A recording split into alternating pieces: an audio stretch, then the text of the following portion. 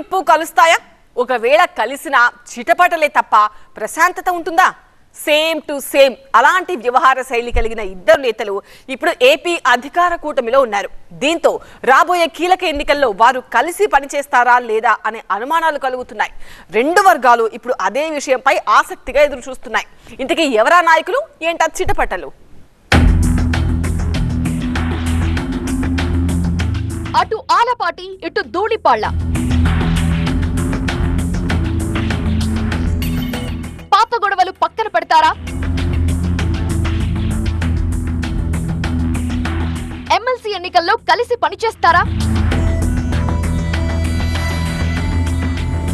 Narendra ఇలాకాను touch చేయని రాజా. త్వరలో జరగబోయే గుంటూరు జిల్లా గ్రాడ్యుయేట్ ఎమ్మెల్సీ ఎన్నికల్ని ప్రధాన పార్టీలన్నీ ప్రతిష్టాత్మకంగా తీసుకున్నాయి. ఎలాగైనా గెలిచి తీరాలనే కసితో వ్యూహ ప్రతివ్యూహాలతో ముందుకు సాగుతున్నాయి. ఓఎస్ఎస్ ఫర్టిలిటీలో టెస్ట్, ట్రీట్మెంట్స్, థెరపీస్ అన్ని scientifically design in the good hands of science. Mummy daddy అవ్వాలంటే ఓఎస్ఎస్ కి కాల్ చేయండి. ఇలాంటి పరిస్థితుల్లో అధికార ఎన్డీఏ కూటమిలో ఇప్పుడో కొత్త చర్చ తెర మీదకొచ్చింది. కూటమి అభ్యర్థిగా బరిలో నిలిచిన ఆలపాటి రాజాకు అదే కూటమికి చెందిన ఎమ్మెల్యే ధూళిపాళ్ల నరేంద్రకు మధ్య పొసుగుతుందా అనే గుసగుసలు వినిపిస్తున్నాయి. జిల్లా రాజకీయాల్లో టీడీపీ తరపున వీళ్ళిద్దరూ సీనియర్ నేతలు. తెనాలి నుండి 3 సార్లు ఎమ్మెల్యేగా గెలిచిన ఆలపాటికి గతంలోనే మంత్రిగా అవకాశం దక్కగా అంతకన్నా ఎక్కువ సార్లే గెలిచిన ధూళిపాళ్లకు మాత్రం ఆ అదృష్టం ఇంకా కలిసి రాలేదు. ఒకే పార్టీ, ఒకే జిల్లా అయినా ఈ ఇద్దరు నాయకుల మధ్య చాలా కాలంగా సఖ్యత లేదు. కలిసి పనిచేసిన దాఖలాలు లేవు. ఎవరి నియోజకవర్గం వారిదే అన్నట్టుగా ఉండేవారు. అయితే ప్రస్తుతం వీళ్ళిద్దరూ కలవాల్సిన పొలిటికల్ పరిస్థితులొచ్చాయి. గ్రాడ్యుయేట్ ఎమ్మెల్సీ అభ్యర్థిగా కూటమి నుండి ఆలపాటి బరిలో నిలిచారు. ధూళిపాళ్ల ప్రాతినిధ్యం వహించే పొన్నూరు నియోజకవర్గం కూడా ఈ ఎమ్మెల్సీ పరిధిలోకి వస్తుంది. దీంతో నరేంద్రతో తప్పక కలవాల్సిన పరిస్థితి ఏర్పడటంతో ఈ ఇద్దరు నాయకులు కలిసి పనిచేయగలరా అనే ఆసక్తి పొలిటికల్ గా ఏర్పడింది. ఒకే పార్టీ నేతలైనా వీళ్ళిద్దరి మధ్య మొదటి నుండి సయోధ్య లేదు. 2014లో టీడీపీ అధికారంలోకి వచ్చినప్పుడు సంఘం డైరీ విషయంలో ఇద్దరు ఢీ అంటే ఢీ అన్నారు.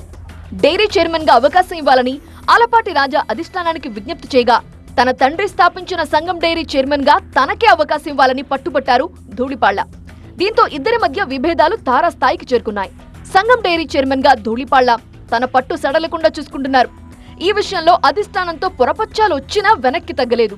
గత ఎన్నికల్లో ధూళిపాళ్ల పొన్నూరు నుండి మరోసారి పోటీ చేసి విజయం సాధిస్తే ఆలపాటి రాజాకు మాత్రం పొత్తు కారణంగా తెనాలిలో పోటీ చేసే ఛాన్స్ రాలేదు.